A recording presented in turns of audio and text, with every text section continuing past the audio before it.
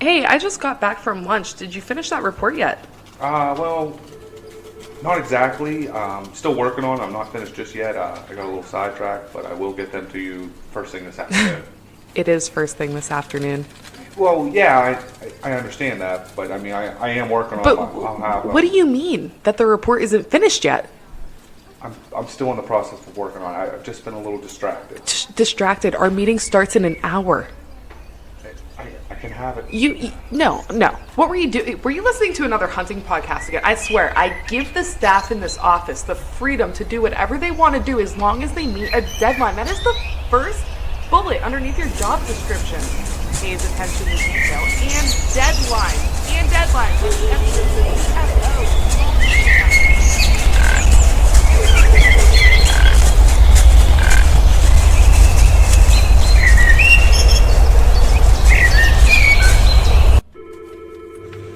Dude, are you even listening to me right now? Ladies and gentlemen, it is summertime finally here in Pennsylvania, and we are looking forward to that November 2nd cold front where you're in a tree stand early in the morning and that buck of a lifetime walks out in front of you. Well, what are you going to do next? You have to draw your bow. You have to make the perfect shot. You have to send that arrow right through the vitals. But what if your bow's not tuned? What if you haven't been shooting all year? What if you haven't headed down to Williams Archery yet and got your bow tuned and got it shooting right so you can make that shot on November 2nd on a buck of a lifetime? I call that foolish, my friends, because you need to get down to see Ron and Linda Williams at Williams Archery. You need to get in there. You need to get your bow tuned up. You need to get those hands-on lessons. That's what it's going to take, guys. If you want to kill that buck of a lifetime, don't sit on your couch and say, hey, I want to kill a big buck. You need to get out and get your bow ready to kill that big buck. You need to go pick up the accessories that you need to kill that big buck. Where do you do it? Williams Archery, of course. I mean, it's the only place around here that I go to. It's my hometown. You know, Edinburgh, PA, that's just down the street from me. I grew up here. That's where I want to be when I have to depend on my bow to kill the buck of a lifetime. So give Ron and Linda Williams a call at 724-667-9660 and let them take care of you. Welcome to episode 46 of the Whitetail Distraction Podcast. My name's Austin, and joining me in the Rack Shack today forever and for eternity because he's stuck with me now, Charles Hedman. How you doing, buddy? I do feel stuck. I feel stuck here in this chair for all of eternity, like these racks in the shack. Indeed, like these racks in the shack. The racks in the shack of the shack, rack, shack. Yes, sir. How are you? I'm good, man. How you doing? I'm doing great. You know, we've been busting into some Southern Comfort, a little SoCo action. Ew. And it's got me feeling just fine. I like it, man. How's your week been going? Rough. You been seeing any deer? Yes. Really? Yes. Yeah, we went out to the Philly area, Pottstown, PA, Sweet. last weekend. Yeah. Saw tons of deer, dude. Excellent. The turnpike the whole way there, just deer Littered. everywhere. 2 pretty nice bucks in velvet. 2 real nice ones. It's just like, I wish you could pull over a little easier on the turnpike and just kind of Do a little glassing. look at them. Yeah, a little glassing. I did go out last night and did some spotting, too. Sweet. Saw a ton of deer last night, and it was like 20 minutes, 30 minutes max. We just did a real quick loops. Me and Berksy, we took off. You know, McCoy bailed on us. Mike McCoy, that is. He bailed on us. He went to watch a movie with his wife, whatever, boring. And, you know, Birdman and myself, we got in the car and we took off, and we did a quick little loop, checked out some property. I was questioning because there's a property that we were looking into on that Hunter's Access program. Yep. I was questioning whether it was the same property that was still huntable or not. I don't know for sure, but I know that where I thought I can't, you know, I'm going to give something away here. I thought this property was no longer accessible. It looks like it still might be. Excellent. So, and there were deer all around it. I mean, deer everywhere. I like that. That's a good sign, man. Yeah. Go ahead and go knock on some doors, man. I need to. There's a doorway not too far from yours, actually, that needs to be knocked on pretty quick here. And we need to start looking for permission. You know? I agree. It's the time of year. Let's round up the boys. Let's divide and conquer. Yep. I got a call today from that same Michael McCoy, and he was saying that he might have some property that he went on a little quest today with Burks, and they were asking for Oh, did he permission walk it? stuff. Oh, okay. Different one. Yeah, different I got you. property. I got so you. he might have just acquired some land, and Sweet. you know, it's nice to have friends. Absolutely. It is nice to have friends. I couldn't agree more. Any other friends out there of the podcast that want to acquire land and invite me on it? I am more than accepting to your to your offers. All right, take it easy, guy.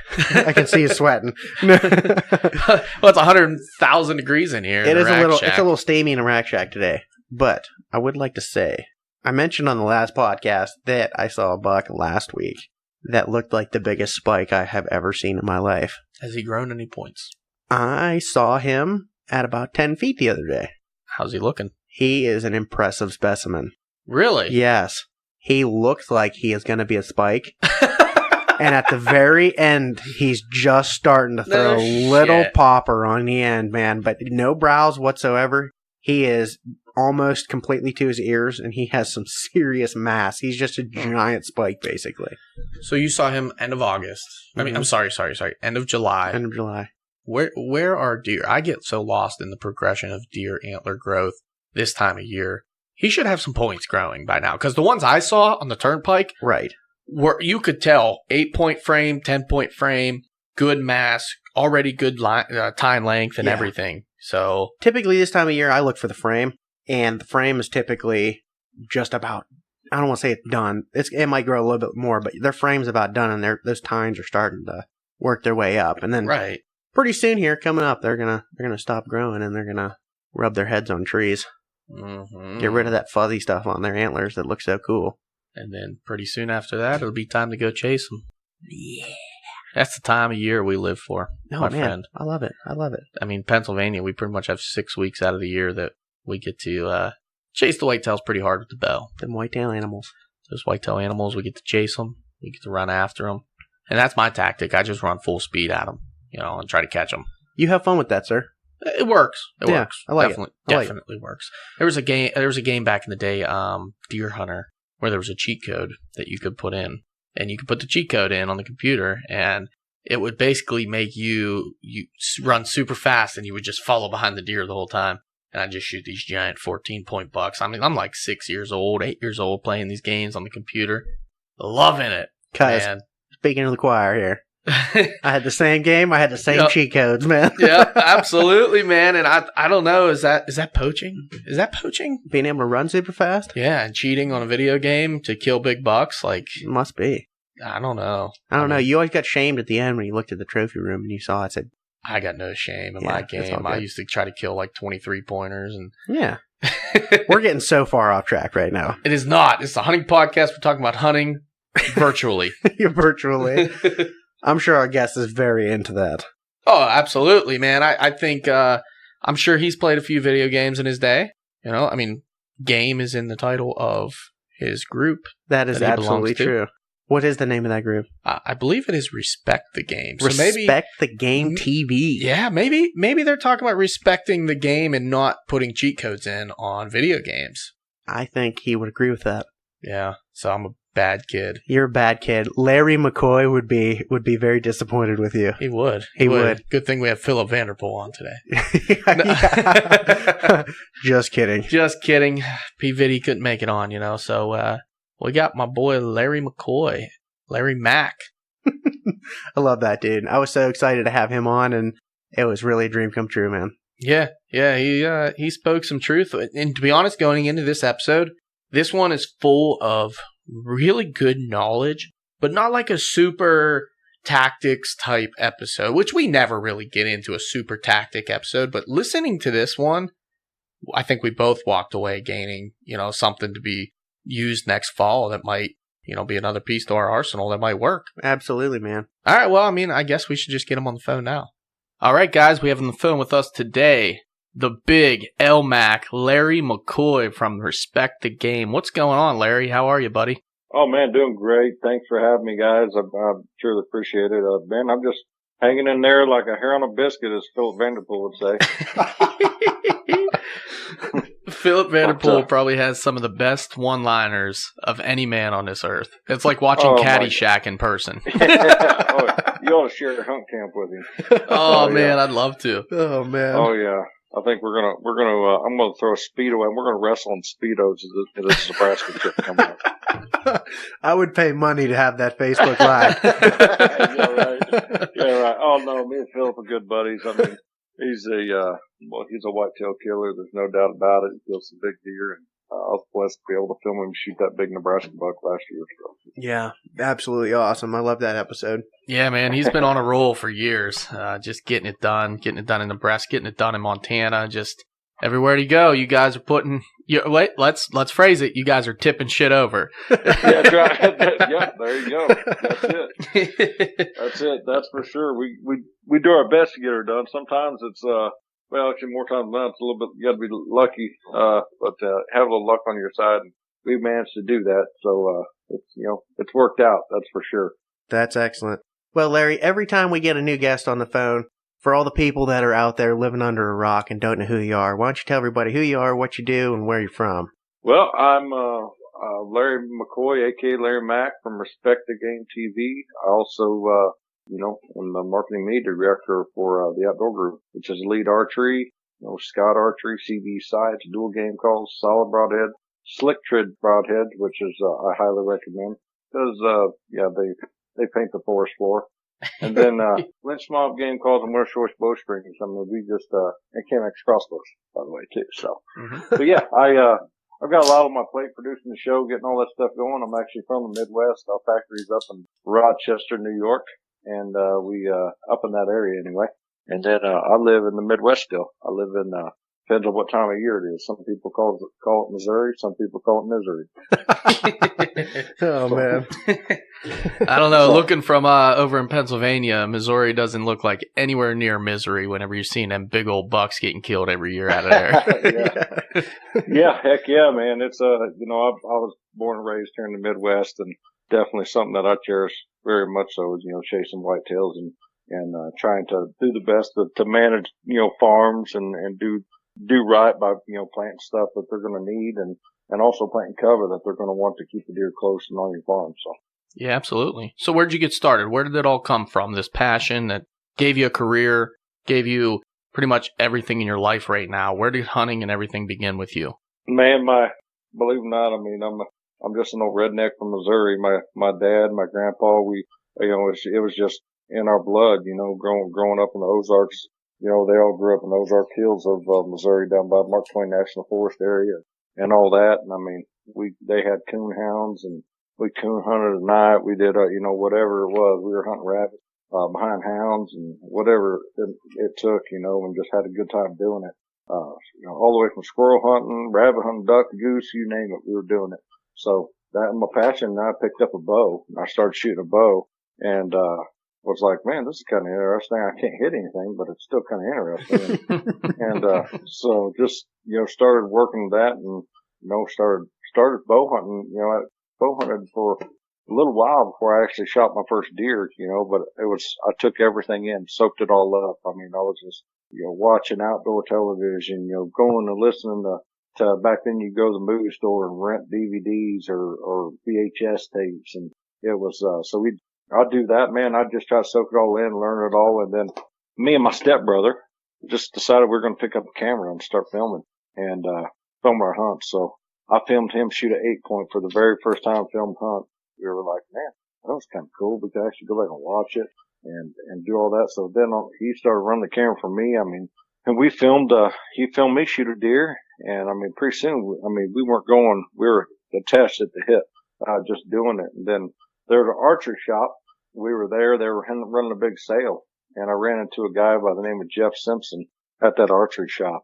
I was in the market for possibly buying a new bow and so on. And he's like, we were talking about running the camera and and he's like, man, I run the camera too. And he's like, well, I'm going to go turkey hunting tomorrow morning. I was like, well, cool. I'll come film you.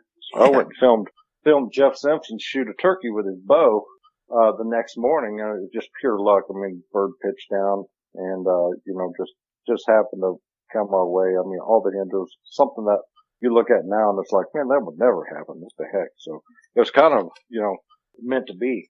And, we also, Jeff and I started started really doing a lot together with my stepbrother and then he had this idea to come up with a show and, it was, called Heartland Bow Hunter. So Jeff Simpson and I, we started doing that. We started developing tree arms for production and so on. And, and then, as that evolved, Mike and Sean and all that came on, a great guys. All the guys over at Mike and Sean are great folks and, great. We just, everybody just kind of went their separate ways, and Mike and Sean just took the bull by the horns and really did something with it. So, yeah, my stepbrother is actually still with Heartland Bow Hunting today. Oh, really cool. Yeah, that's fantastic. Austin's actually the one that got me into Heartland Bow Hunter. Yeah. He was the one that referred it to me. He was like, yeah, man, you got to check these guys out. They're awesome. And love the show. Man, they're great. Like I said, Mike, Sean, Skyler, Clayton, Ty, the whole crew over there, they're just great. They're good, hard workers, and they, great behind the camera and just great hunters as well. I can't say enough good things about them. Have utmost respect for all of them. So. Yeah, but you have no lack of great guys either at the respect the game, man. You're hunting with some really awesome guys. Yeah, it was one of those things. When I did that, I was freelancing video all over the industry pretty much, and videoed and so and through that you develop a lot of friends and we just, as Elite started coming to the forefront of things, and growing as a brand, they kind of asked me to lead up a television show, and so that's where Respect the Game kind of landed, and we just developed a good team of guys, and we're filming our 9th season this year, and it's been an absolute blast, and we got a great group of guys, like you said, that we just like to go out, have a good time, and we just have to have a camera there documenting it. So yeah, I can't say enough about the RTV guys, man. It's awesome. Yeah, your hunting camp, it seems like such a blast. It's like we can watch this and be like, man, we'd fit right in. This is just like what we're doing. Hunting camp's awesome, but you're also killing big old bucks, or you're killing all kinds of stuff. Turkeys, bear, antelope. I mean, and you specifically, you kind of got a little bit into that western bug a little bit with your antelope. Yeah, exactly. Well, yeah, the thing is, it's something that I've always kind of want to do, where I was always chasing someone on the side of the mountain with a camera, and I've documented a lot of elk kills and stuff, with the camera behind the lens. So we just kind of, just said, hey man, we're going to start doing this, and we're going to go out west early. We're going to, document some of those hunts, and it's a great time. I love chasing antelope. I love everything about, chasing elk and all the western game, and then rolling right into the Midwest whitetail, the whitetails here in the Midwest. So it's pretty awesome for sure. Yeah, absolutely. And those seasons come in a little early. So what are you guys doing to kind of prepare for the whitetail season here, say starting in late spring, early summer, kind of right now, this where we're at right now, the late July, early August? What are you doing now to prepare so you're not worrying about it come September when you're chasing animals out west? As far as, there's a couple things that I do as far as preparing for going out west to get the season kicked off, and preparing for what I do in the Midwest here to get things. One thing too is that you got to do is, Mother Nature's, you can't control. Can't control it. You got to kind of do and adapt and move on. So as far as planting food plots and getting preparation ready, your proper, so you can get an inventory on what deer are there, because every hunter wants to go out and kill a huge buck, wants to go out and kill a 200-inch deer, but if there's not a 200-inch there, you're not going to kill it. And a lot of people think that, okay, if I let this deer grow to 5, 6 years old, he's going to get to be 170. Well, that's just not true. Right. All you can try to do is help the deer reach its potential. And so a lot of times when a deer reaches that 5 years old or 6 years old, he may not ever get above 140 inches. So, and that's just it. So you gotta kind of set your goals based upon what you have, and that way your goals are obtainable, because then you can keep being better and better and better. So I try to plant, and I try to do that with my farms, get a good, it's not about the score of the deer. It's not about that. I mean, I want to go out and have a good time. If I can go out and successfully harvest the biggest deer that I know of on that farm, I don't care if he's 115 inches. I don't care if he's 140 inches. If he's a mature animal that I'm happy with, and that's what matters, then, help everybody else. They can say what they want. But, as long as I'm happy, as long as I'm happy with it, that's the way it is. Absolutely. So man. I try to prep all that as far as going out west, my shooting resident and stuff. I don't go out and try to shoot for long periods of time. I like to go shoot for possibly, 10 to 15 minutes. Okay. And I mix up the yardages. And as I get a little bit closer to season, I'll start, when I go out to start my rhythm, I start shooting at a longer distance, like 70 yards, or so. That's sometimes 80. Start there. And I'm not saying go out there and shoot animals at that distance at all. The only reason why I say I start there is because as I move closer, my sight picture changes and my target acquisition becomes bigger. So if I'm shooting at a dot or the deer, it really lets me hone on to where I can settle in on that one spot where I want my arrow to hit. Absolutely. So as I'm moving closer, I move closer and it really helps out, as far as your target acquisition and your sight picture. Cause, you can imagine shooting at 80 yards, shooting at a dot, it can be pretty tough depending on how big the dot is, but it's a lot smaller. So as you move up to 20 yards, that dot's a heck of a lot bigger. I'm a big fan of shooting long distances in the off season, trying to get, just tune yourself in.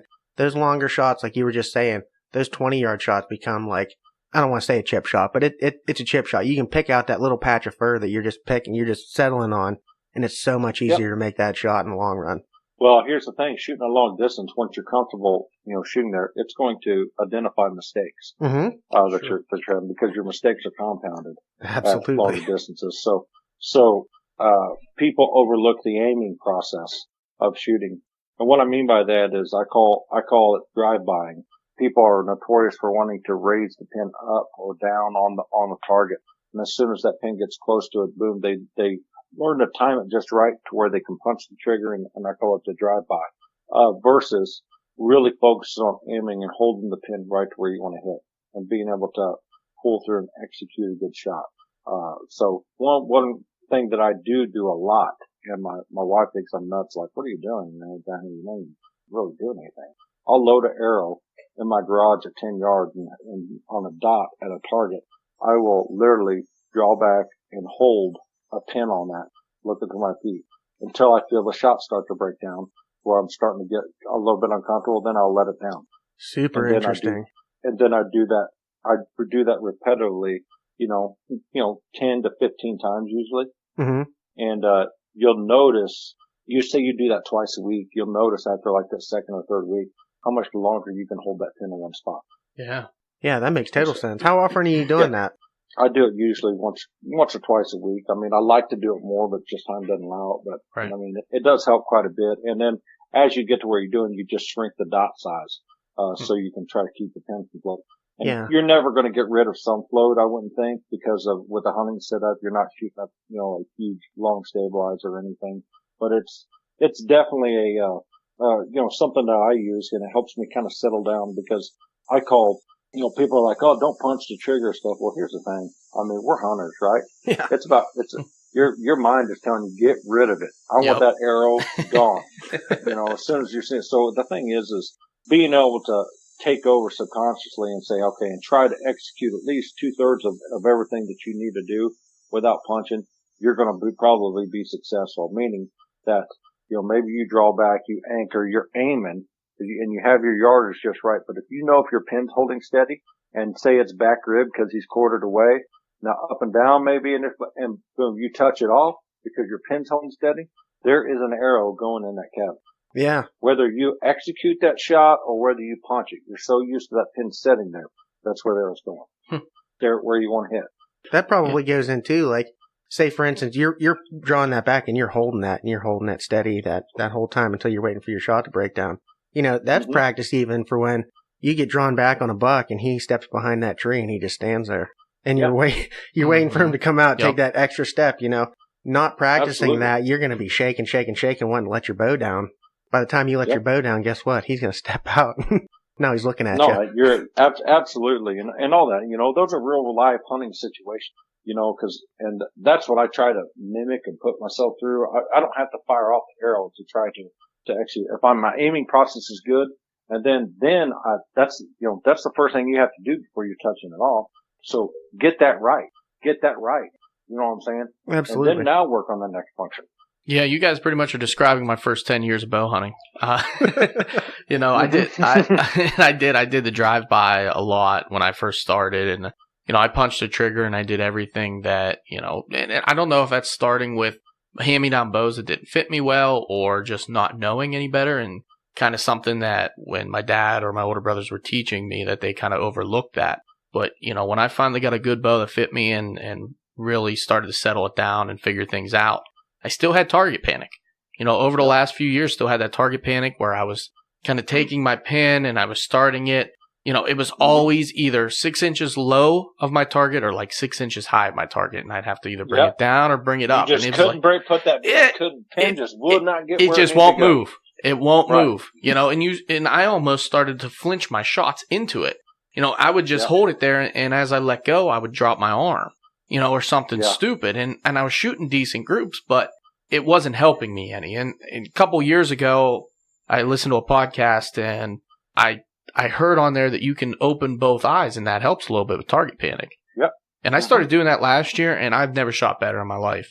Honest to God, just never shot better in my life. And once you learn to be able to visually aim with both eyes, because some people it's tougher than others. And what I'm saying is it's not the Bible, because I can tell you right now, being comfortable is going to instill confidence, and confidence is going to make you shoot better. So if you're if you have a listener that does drive by, and they, that doesn't mean that that's necessarily wrong, because if it's working for you, keep doing it. You know what matters? What matters is where that arrow hits.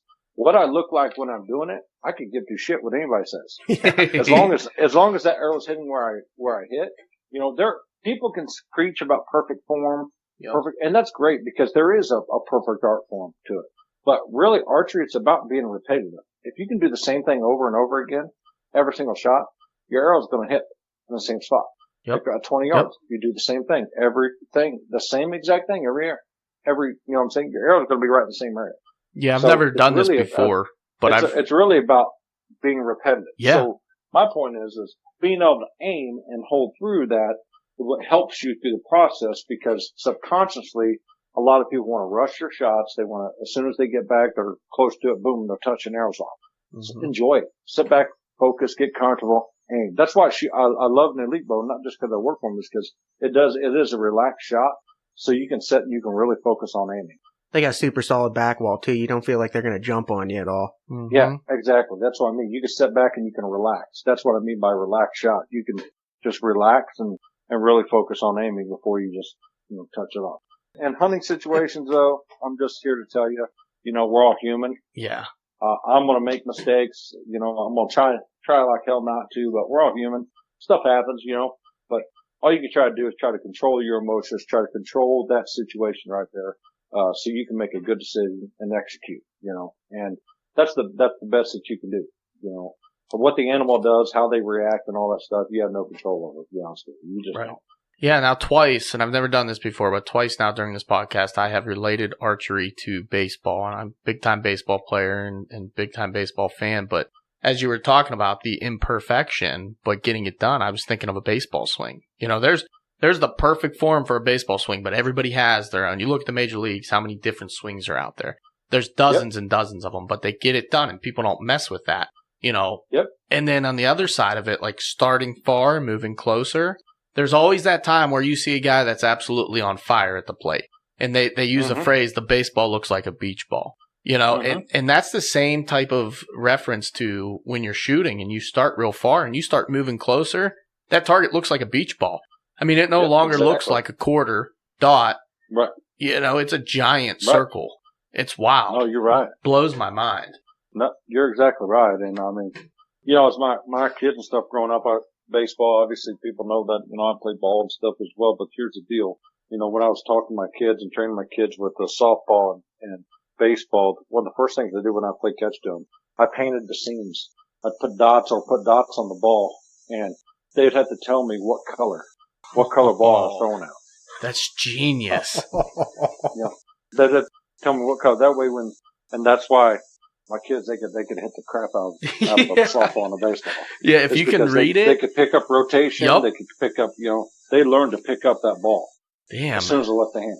Baseball advice on a hunting podcast. That is absolutely incredible. I wish I would have known that 12 years ago.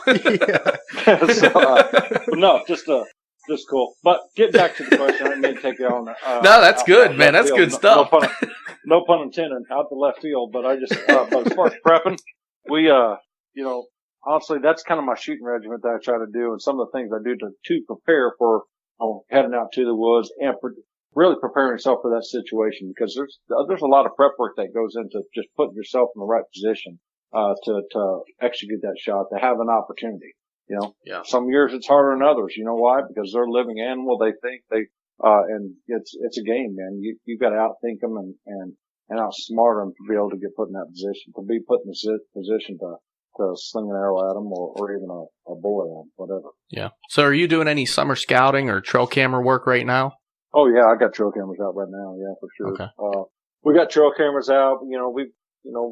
And yeah, it's weird. I got properties, so it's like I have absolutely hardly any buck pictures at all, and I got some decent bucks, but usually mid-August, every single year, that's when I'll start getting pictures of the real good deer, but what's so weird about that is I can drive by a field or a plot, spotting scope, look, and I'll see them out there, but I won't have a dang picture of them. So they got a really small core area at that point. So the one thing is, as they start to isolate and move around, when the acorns are starting to bloom, the beans are green, it really starts to, I really start to see them then. The one thing too that I've noticed through hunting is a lot of people are like, they would wait to shoot a deer till he's 5, or wait till shoot a deer till he's 6. Well, here's the thing, and this is my take on it. I've shot some mature animals, and I've been lucky enough to do that, and on the same property, and that I hunt, and I've seen the deer year after year after year. But as a deer gets older past that maturity, I really think their core area shrinks. Just like an old man does, it's like they don't get around as much. Their core area shrinks. And so that tells, because every year that I can document year after year that some of the deer that have had history with, once they get to that 6 years old, somewhere in there, they really become a little bit more predictable in a lot of cases because their core area shrink. So they become more visible. I shot a deer last year that I know for sure was 8 years old. Oh man. I know for sure was 8 years old. Wow. And I'm not really big on that. I just know he was 8 because he had a goofy side. I never once laid my eyes on that deer on the hook, but I had thousands of trail camera photos in the daylight, and he just became visible. He stayed. I had pictures of him literally on every corner of the property. His core area, he claimed it, just shrunk, and he was just more visible, and I was able to get him killed. So that's incredible. Now, what kind of, going into that a little bit, what did his core area kind of look like? Like, now you said that it shrank. What do you think it was previously, and then what do you think it actually shrank to, and why he became a little bit more visible? Probably about 3 miles. Oh, wow. Wow. 3 mile radius probably and I know at least 2.5 because I had a property and I had permission to hunt another piece of property, and I had pictures of him on both farms quite often. So he was going in between both of them. And so then it shrunk down to just the one, which is pretty much just a 640 acre, so 1 mile pretty much radius. That's pretty So wild. almost by a third he dropped. They can cover that in a day, Yeah. Definitely.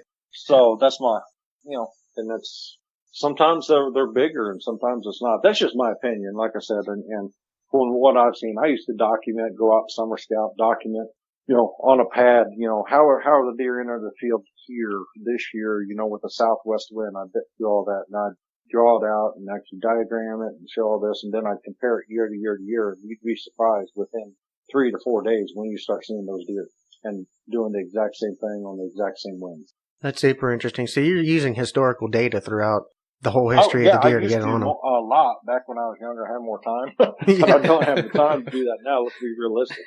Yeah. But I did start to realize that there was a repetitive pattern there. So, which I thought was really, really cool because I could tell what deer, was what in some cases. In some cases, there was a lot of new deer, or, some deer didn't grow at all. Some deer, it's just one of those things because you never know what gets shot during gun season or whatever. And based upon, there's deer that I thought didn't make it because I didn't have a picture of them, couldn't find any sheds or anything. And then next thing you know, boom, there he is next year. So it's like, man, that's cool. So yeah. That is so cool too, being able to put a pattern on a deer and actually see your hard work pay off and really realize that you actually have a solid pattern on them. And you're like, man, right. I'm going to get it done this year. And here's the thing. To answer that, it is really cool to do that when it happens, but it doesn't happen very often. No, that's like difficult. I said, you always have to have a little bit of luck because, the wind's right, just gotta be, and that in time. It takes time to do it, Absolutely. It takes time to go out and do it and do what people are watching on TV and the stuff that we do. It's tough to do. People have normal jobs. They have wife, kids, and other obligations. So it's tough to break away to collect all that data. So trail cameras will make it a lot easier. Planting food plots and stuff, that helps tremendously because you're really trying to congregate to one deer. Try to isolate the travel route for them. Makes things a lot easier. That way, you're wanting to put the deer in one spot, so that they got to go from bedding to feeding. So how are they going to do that?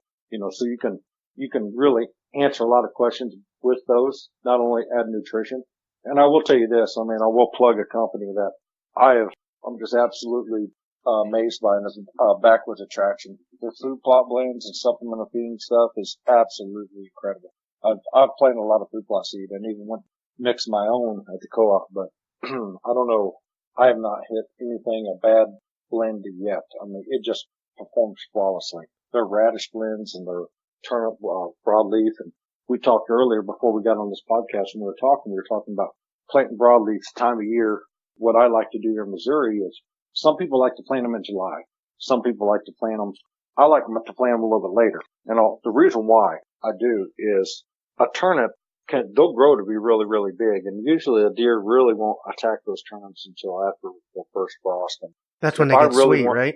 Yeah, that's when the sugar will come through the, so I don't want that turnip, in my opinion, unless I'm really trying to give the ground nutrients. Me personally, I don't want that turnip to be the size of a volleyball.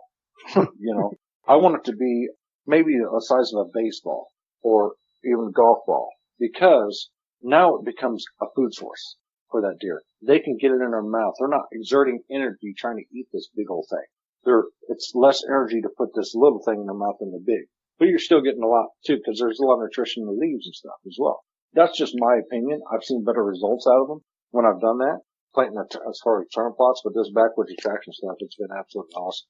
The radishes is another good one because the radishes will grow vertical into the ground. So if I've got a first year plot that I want to do, I'll plant radishes a lot of times in there, because then what I'll do is I'll let the deer feed on them and then don't go do anything. And then what I'll do is mow it down, try to turn the dirt over the best I can, just because it helps the dirt, helps the soil. Your pH level can level out a lot of stuff. So you come in with a perennial plot, like a clover plot of some sort, or, some sort of, clover rye mix, whatever, that's something that's going to, work to those regards. So, but that's kind of my method to planting them. But that Backwards Attraction stuff's absolutely awesome. But also they got some like attractant sprays called Crave. The buckwheat berry is pretty awesome. I mean, I do get to a point where I'm checking trail cameras. I spray that stuff. I'll just go spray it. And it conditions those deer a lot of times and they get used to spraying it. So therefore during hunt season, I'll go out there and I can spray some of that stuff as I'm going in or whatever, because they're used to smelling it. Oh, that's pretty interesting. Yeah, I'm gonna have to look into that. Yeah, it's always intrigued me about planting, food plots and things like that, because, Austin and I over here, we don't really have any, I don't know, we don't have any land that we really own that's probably that large to put plots on, but we hunt a lot of farmers' fields and different things like that. And, I've always been intrigued or interested in doing it. It's just never really had the opportunity to do it. So I envy, but I also, appreciate the guys that put all that work in, year after year, and they get, good bucks on their property and they're helping them grow. And, and then if it comes all together and they end up killing one off their property, that's got to be like the ultimate ending to your story, Oh, there's no doubt. And, they make a product called Shady Patch too, which is cool. Like if you're in the timber or have some canopy over there, really it's almost a no-till design. You just clean up, you can throw that stuff out, and deer absolutely love it as well. It grows. It's got a rye blend and stuff that'll grow, and it comes up fairly well in the shady areas as well. But here's the thing.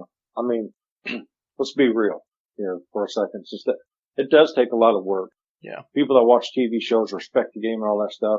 I don't want to misconstrue those folks, because it's hard work. It's hard work, and it's not just, hey, we're going to plant this. It's going to grow. A deer's going to show up, and I'm going to shoot it. Mm-hmm. It's not. There's more that goes wrong than goes right. You just happen to see more of the right on the show. So you can subscribe to the YouTube channel, and you'll see some of the wrong. I promise you. Yeah, I know there is a lot that goes into it. I mean, just even soil testing and getting your soil right is absolutely an arduous process. I mean, putting enough lime in the ground and everything, it can get expensive. I've done the no-till. Oh, absolutely. Just done micro plots and stuff like that, and they never really turned out that great. I'm sure if I actually put the time and the money and the effort into it, I think it would turn out a little bit better. But well, that's the thing. When I first started kind of planting some food plots, I think it took probably 3 years before I even had one that really looked like a food plot. Yeah. I mean, honestly, and now I kind of encourage people to plant some cover in your fruit plot. I plant Egyptian wheat, little patches that I'll put a piece of plywood down, plant Egyptian wheat up to where the plant's really, really high, grows really, really tall. And that way, if there's a bare spot in there, I can throw a ground blind in for super cold weather, late season or whatever. And then plant little patches through there and kind of funnel deer around because it makes them feel safe with that cover around where you're going to more apt to get a daytime photo. Yeah, I can think of a spot that I actually have permission on that having cover would absolutely probably bring the deer out during the daylight rather than it's really close to a road and it's a great big open field. And I've put cameras out there and I've seen deer out there a few times, but they are very iffy coming out when it's daylight. And I think if they had that little bit of cover like that, I think they might make an appearance right before. I think about that stuff all the time. Yeah, all the absolutely. time. You know. The other thing, man, I love to do, and if you watch it, you probably know it, is I love the call deer. I love the grunt call, I love the bleat call, I love it all, man.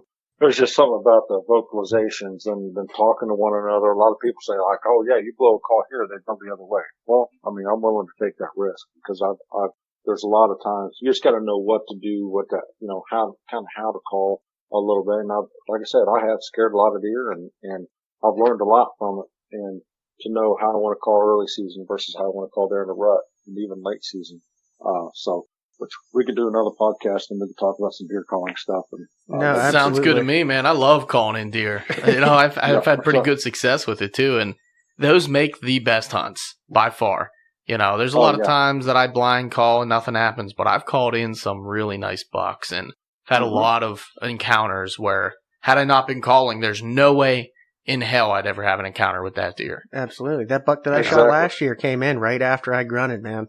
5 or 6 minutes right after I grunted, I turned around and I just took a glance over my shoulder and here he was coming, man. Yeah, I think that's the issue sometimes. People want it to be immediate. They think they're going to call and a deer's going to show up within 30 seconds. Sometimes that deer comes wandering in 10 minutes later and you don't you don't attribute it to your calling, but there's a good chance that's what happened. He hung up, waited for it to make sure everything was safe, and as long as you're not moving and jumping around up in your stand, which a lot of people do. A lot of people get impatient up in their stands. That deer will eventually work its way in. Exactly.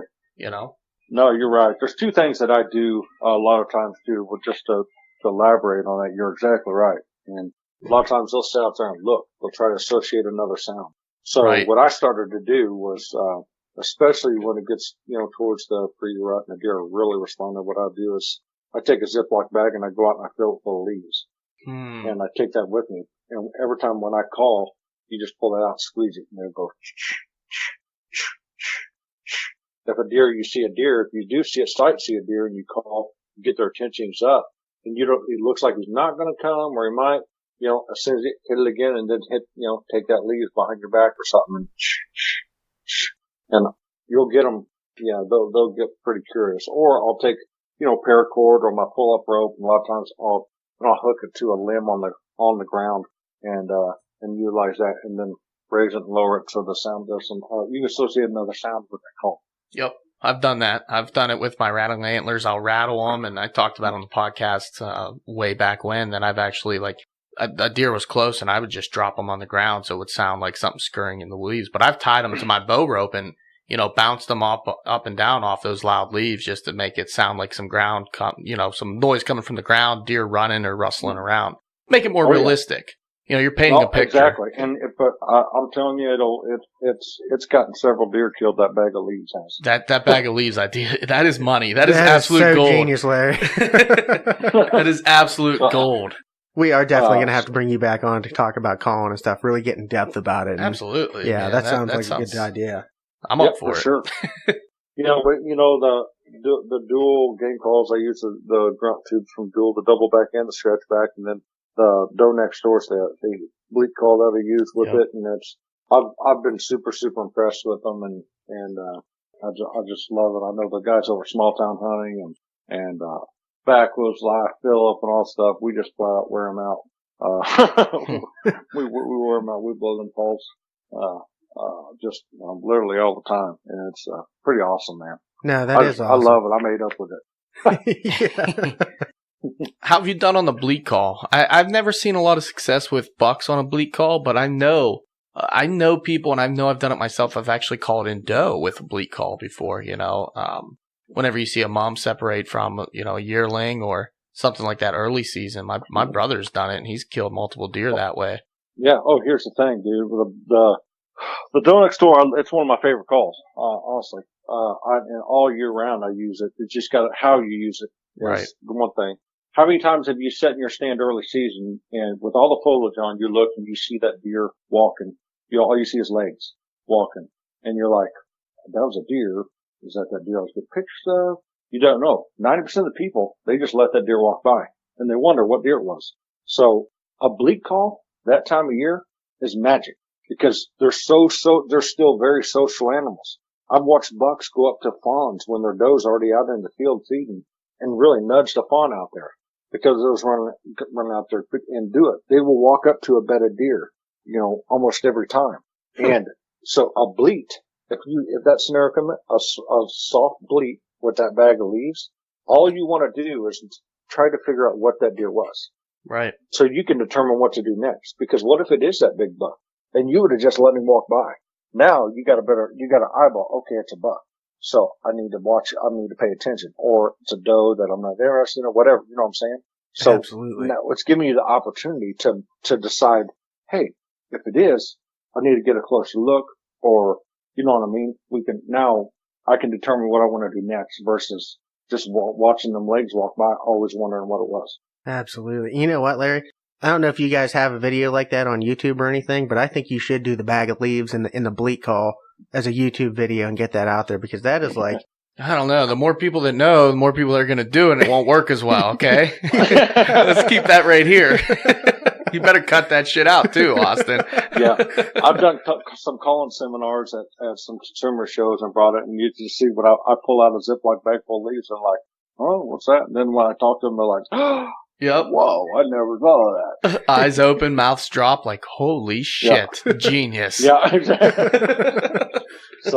So yeah, that's one of the things, little, I guess, not really tricks, but just what I use to kind of help from the calling side of things because it's, and it's worked. It's worked a lot of different times. And, you just got to know when to do it. And you'll learn, though, the sequence of how the deer walk when you just listen, pay attention, when you're in the tree, listen, and then boom, you'll be surprised with how real it sounds. Yeah. Pretty amazing. that is absolutely awesome. Yeah, that goes back to woodsmanship, man. Just, like you said, listen and watching other deer and how they act and how they move. If you're trying to paint a real picture, you kind of want to base it off the real thing. So the more time you spend out there and the more you do it and the more you learn, only the better you're going to get, and it takes time. And again, going back to that immediate gratification thing, everybody wants it, but, you got to learn first and you got to kind of take the steps. And in today's world, I mean, watching shows like yours or, listening to podcasts, a lot of things, you can really up your game really fast, but nothing's going to beat the experience. Absolute 100%. Getting out there, seeing it. Yeah, no, you're right. And that's one thing about our show and me personally. Man, I want to see I love success stories. Yep. I love success stories. And if whatever's going to make it work, I want to hear about it. And if you got a question about something and I can give you my opinion or answer it the best way that I possibly can, but don't be afraid to send me a message on Instagram. Larry McCoy 15, or go to Facebook, send me a message, whatever the case may be. I'd be more than happy to answer anything or give you my opinion on it anyway. And, cause I love doing that cause you know what? That's how I learn too. Yep. And, we're all hunters. There's a lot of things that I try to learn every time I go out there, and there's a lot of people out there that don't have a TV show that heck, I can learn a ton from. And I want to communicate with them. I want to learn as much as I can. Yep. And then there's stuff that I may know that they don't that I'm more than willing to share. So. Yeah, absolutely. That's super generous, man. No, for sure. And, that goes back to like some overlooked things and small things that you might just mention in general conversation that somebody else, you would assume they knew about, but really they didn't, right. And don't think just because something, and I'll go both ways with this, just because you get one piece of advice, you always have to take what works for you, but you might use that piece of advice and it might not work once, and you might totally throw it out like it just didn't work. But you got to remember, every deer has its own behavior and its own personality. Just because it didn't work once on that deer, it might work again on another deer. And to go the opposite, if it works once on a deer, it might not work on every deer. So, or it might not work on Tuesday, but on Wednesday it might work. Absolutely. And if you think about that, it might not work on the little 6-point that you tried it out on, but you do it the next day and a giant 10-point comes in and you kill them. Think about if you would just drop it. How many people's moved a tree stand after the first set because they didn't quite like it, but that's where their gut told them to. Yep. They move it, and the next night they walk over and they see that deer right over there walking where you just set up the day before. Yeah. Larry, did you follow me last season or something? Like, come on, man. Trust me, I know because I've done it, and that's the thing. I've done it. So now I try to make a rule, unless it's just a tall tale sign of you don't need to be there. I try to set that at least a minimum of 2 times, if not 3, before I move. Yeah, and we always, we have our favorite spots that we kind of hit every year, and we try to stay out of them and keep it fresh. But, I do like to hit a certain area maybe 2 or 3 times a year, if not more, depending on. Last year I hunted the same spot twice. I shot a deer 1 time and blew an opportunity a 2nd time. But, that was the same exact stand twice all year that I hunted it. I could have hunted again, and I've seen deer every time I was there. But, you don't want to overhunt it, but at the same time, like you're saying, just because you didn't see deer there one day, next Tuesday, there might be 12 deer that run by that same stand, and you're kicking yourself because you're like, oh, the deer were all over here the other day, and no, you're right. And let me tell you, I want just one more point too about the rut. Yeah. Because this is one thing that I've noticed. A lot of people, I have these 2 farms are literally right down the road from each other, right? And the peak of the rut, hadn't seen any rutting activity, but I'm hearing everywhere, oh man, they're chasing, they're doing all this. Me personally, where I'm at, I just haven't seen it. Yep. But then one day over on this farm, I seen all of this other stuff. My buddy was hunting the other farm over there. Never saw a deer.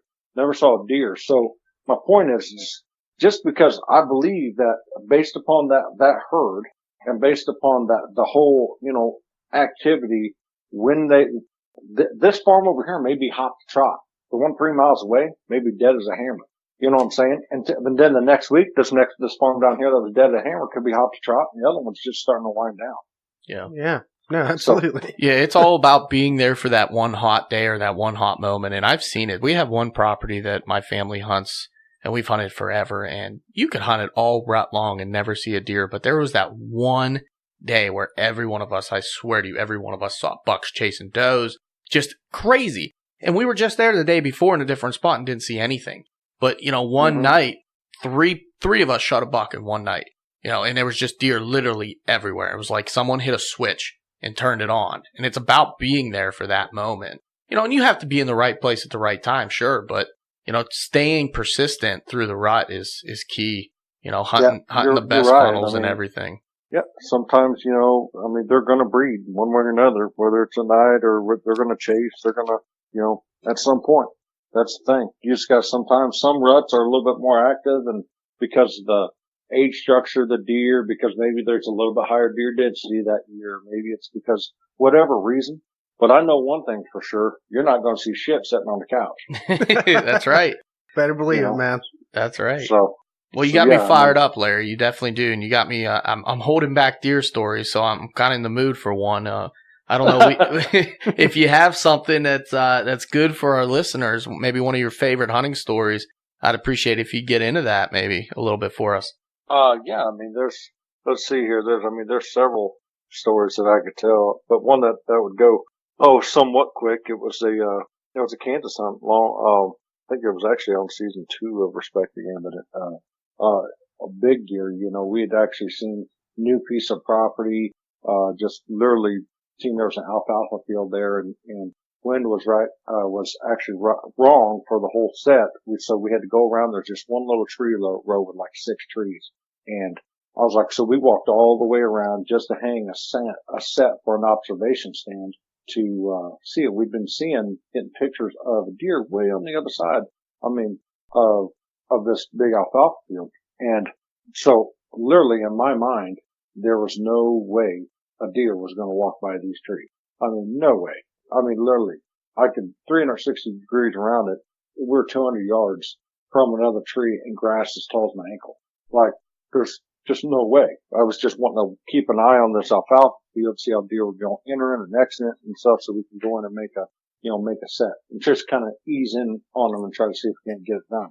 Well, the first night in, we sat there. I was like, man, I'd really like to see that big deer. And I'm looking through binoculars or whatever, and way up about 800 yards I see these these does on the edge of this mile field, and I see a buck, just easing behind. Didn't look like a, slammer of a buck, but I was for sure that, okay, they're just gonna, ease over and work their way over the alfalfa. And we sat there and watched these deer from that far, and does jumped the fence, and it was literally like I was just, sitting there going, because they were like on a single line and literally walked 800 yards. They started to cut off just a little bit. I grunt one time and I'm like, dude, where's the buck at? I turn around and the buck is just walking right at us, and all of a sudden he snort wheezes, and I grunt again, walks out, and it's one of the biggest deer I've ever killed. And it was the first night, that whole deal, just the observation. The point of that is, whenever there's does, whenever all that stuff, you just never know. No. You never know what they're going to do. That doe, he wasn't tending a doe. All he was doing was following that doe around. He didn't have them out in the middle, because that's where the does literally took him. Usually when they're tending a doe, they're going to take them out in the middle, away from the rest of the herd. And they're going to tend them out in the middle of a big open pasture, or usually places where people don't think that deer are. To be honest with you, that's where the big ones will take them does to tend them. And then sooner or later they don't. So that just happened to be one of those cases. Freakish luck. Freakish luck. No way. I mean, there was nothing that I did where I expected I'm going to make something happen. Yeah. All I was wanting to do is gather in. Yeah. It just happened to come together. So my point is, don't be afraid to step outside the box and try something. Right. Try something new and always be prepared. Yeah. Because I can tell you, I'm not going to take my bow on this deal, or just because of this. That's when it's going to happen. You're going to be like, oh crap, dude, I'm an idiot, or whatever. That's just what it is. So. Yeah. Yeah. You were basically hunting for, tomorrow, whenever the conditions Exactly. might be right. And it was like you had treats in your pocket. Those deer just come right into you. Dude, exactly. And without expecting it all, I almost didn't even take my bow that night. I was just going to really scout. I thought, I'll just take it, just to whatever. And literally, I didn't even have an arrow out of my quiver when the deer first started walking, and I was like, and I had to knock an arrow and everything. And like I said, it was just one of those things where, it really kind of taught me, hey, just always be prepared. You never know. They can be very, very unpredictable, just as well as they can be predictable. Yeah. Super solid advice, man. Yeah. I spent a lot of time in the woods. I don't know if there's any better feeling than just kind of scanning the woods and looking over, and all of a sudden there's a big buck just standing there looking your way. Yeah. And you're like, where did you come from? It hits you and you're like, holy shit. And that's just exactly. The unexpected sometimes, turns out to be one of the better feelings, or the better, after feelings, especially if you get it done, you totally just explode or break down. And it's amazing. That's what we do it for. That's what it's all about. No, man, you're right. But yeah, that's just kind of, you're exactly right. And, just the thrill of it all, being able, like I said, learn, captivate, and then also, I'm fortunate enough to relive them, through video or whatever. I can look at the mounts on a wall or whatever, and I can literally tell you the date. I mean, I'll stop and think about that moment, the moment of truth. and, Absolutely. What about all of them? So it's pretty cool. That's for sure. I dig it. Well, Larry, we don't want to keep you all night, but for those people that don't know where to find you or where to find Respect the Game, can you let them know where they can find all that fun stuff, social media? Yeah, absolutely. Yeah. Respect the Game TV on YouTube. Respect the Game TV is also on Instagram, Twitter, and Facebook. My personal handle on Instagram is Larry McCoy 15. Larry McCoy on Facebook. Respect the Game airs on the Sportsman's Channel, Hunt Channel. You can find past episodes and unseen footage on YouTube as well. Not to mention MOTV also airs Respect the Game as well. We got some cool stuff coming as well. So just go over, subscribe to the pages, and give them a like. And you got any questions about anything, by all means, ask them. Yep. We'll give you our humble opinion. Yep. And you got a website as well, which is actually pretty well Absolutely. put together. I'm sorry, I missed that. It's respectthegame.tv. That's right. Excellent. And we are here to attest that he will answer if you message him, and it is him on Instagram, because here he is, folks. Unless we've been talking to an imposter this entire time. Nope. It's me. Like I told you guys before, I said, why wouldn't I answer you? And who doesn't like to sit around and talk about hunting and learn stuff from other people and all that stuff? Who doesn't want to chat about that? Yes, sir. That's what we're all about. Oh, that's absolutely awesome, man. Well, Larry, we really appreciate you coming on. You are welcome to come back on anytime you want, and I look forward to it, man. Yeah, absolutely, man. I had a lot of fun. Yeah. Heck yeah, anytime. Thanks for having me, man. Appreciate it. Like I said, if y'all ain't subscribed or tuned in or following the pages, follow me on Instagram, follow the Respected Game crew, and we sure do appreciate you guys very much so. Well, a huge thanks to Larry McCoy for coming on the podcast, taking time out of his night to talk with a couple of dudes from Pennsylvania who, just slay giant deer like he does. So Yeah, that's us. Yeah. Yeah. Wait, who's running this podcast again? The slaying giants part is one I look forward to since starting this podcast. Larry McCoy on this episode, man, dropped knowledge bombs. He had great conversation. I told him afterwards, I was like, I put the pen down because I like to take notes and go through we don't have a list, but just to kind of go through different topics that I hear brought up at times. I put it down. I sat back in my chair. I drank on my Southern Comfort, and I just really enjoyed good conversation there between the two of us. Totally agree, man. Sorry, three of us. Three of us, yeah. Yes. Totally agree. That guy is full of knowledge, and he's just a cool dude to talk to, honestly. I mean, he'll talk to you about anything, especially if it's hunting related. I mean, that guy, if you go on and you ask him a question, he's going to answer it. I mean, he's going to give you his opinion to the best of his knowledge. He's not going to BS you. He's just going to give you raw what he thinks. And, most of the time, I would take that advice, man. Absolutely. And I'll tell you what, for a media director of the outdoor group, we barely touched on that really during the episode, but he's not someone that's going to push product on you. Respect the Game TV show is not all about, pushing product or being like that clicky cliche TV show. Yeah. They have a great group. And it's awesome. You feel it when you're watching it. These are real people. These are guys that you could hang out with. Absolutely. These are guys they're the same type of people that and hang out with and share camp with. And watching their show is awesome. Yeah, man. I think they do it right. I couldn't agree more. And going back on the product thing, they're not really pushy about the products, but they're going to show you the products that they like. It's something that they believe in. It's something that he uses and that works for him. Absolutely. And we're kind of the same way. We have what we have because we believe in it, because it works for us. Certainly. Nobody's paying us to use anything for sure. But, if I find something that works for me that I really like, I'm going to tell you about it. And this guy's making a living off of that, but he is backing really great products too. That helps. The Slick Trick, unbelievable broadhead. Elite Archery, unbelievable bow. The leaps and bounds where they have come just from the beginning of where Elite has started, and they are legitimately a top-end bow and a top-end contender with some of the biggest names out there that have been out there for probably far longer, and then Scott Archery, another one. Super releases, man. Phenomenal releases. I've been looking at Scott Archery releases for years now. Yeah, I had one. Get into one. I had one back in the day. Yeah, I gotta make the move. I've been using the same release my entire hunting life. Literally from day one, I've had the same hand-me-down release with my dad's. We used to have my dad's initials on them, but they've got so worn down. It was his backup release. It got so worn down that they ain't even on there anymore. It's just an old school release. Never lets me down. Get after it, kid. I'm right there with you, though. I have a lucky release that I've killed every single buck I've ever shot with a bow. Killed a bunch of does with some other ones like my backup release and stuff like that, but I have that one that's just special to me, and it's always with me. But yeah, you know what I also forgot, and we covered early in this episode, was like about target panic and different things like that. Mm-hmm.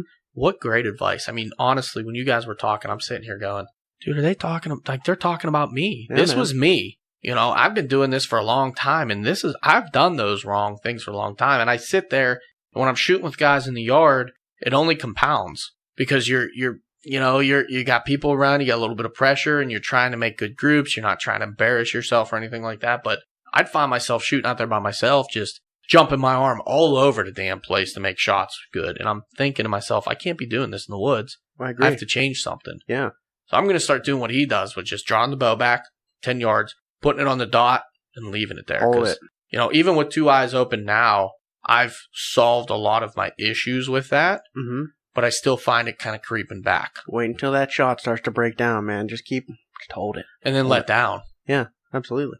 And redo it. You know, that's definitely good advice. And another thing I forgot to mention with him as well is not overshooting. Yeah. Not creating bad habits. I agree. You know, a lot of guys want to get out there in the early season. I'm guilty of it. I don't shoot year round, but I mean, I don't see why not. I could probably fit a couple targets down in my basement, maybe shoot 15, 18 yards.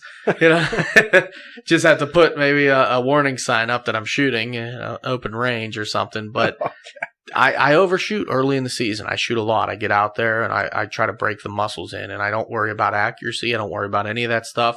But I don't know if that's always the best way to go about it, because, you know, if you're shooting all year round, or even if you're not and you're getting out there, being more realistic to that shot that's going to take place in the woods, you get one shot most of the time. Yeah. You get one shot. You know, you're not out there all day practicing 20 shots, you know. So I don't know. I think he dropped some really good advice, and I hope there's a lot to be gained from this episode from Larry McCoy. That man is a brilliant mind, and, you know, he gets it done. He gets it done.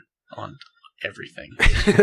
Absolutely true. And I would encourage all of you to go out there, watch a show, Respect the Game TV. If you don't like it, don't watch it. But I think you're just going to dive on deep into it. Those guys are awesome. They slay critters like it's their job, because it is. They tip shit over. They tip shit over. And it's just a really super solid show. And you should go over to Instagram and Facebook and Twitter and everywhere that he plugged and give them a follow. Say hi. Give them a like. All that fun stuff. Head over to YouTube and subscribe. You're going to learn all sorts of stuff. They have stuff on there that they don't show on the TV show. Bunch of tips, tactics, tricks, and just fun videos that don't make it on the show. You can also do us a huge favor and head over to iTunes. Give us a 5-star review. That would be greatly appreciated. You can also find us on Instagram, Facebook, Twitter, YouTube. Go wild at the Whitetail Distraction Podcast. We need to post more on Go Wild. I kind of got off that platform with everything else going on, and it happens. It's a great platform. It really is. Yeah, I love it, honestly. That and Twitter. I've fallen off the world. Get back on the Twitter sphere. We talked about this. We did. And then I worked like 12, 14-hour days every day last week. I had so much fun, man. I love work. I love it. Who wants to hunt when you can just work? Yeah, you know, I mean, it's Thursday. I'm drinking Southern Comfort. That tells you a lot. Ruh-roh. All right, guys. Until next week, the distraction is real. The distraction real, boys and girls. Get out there and get it done.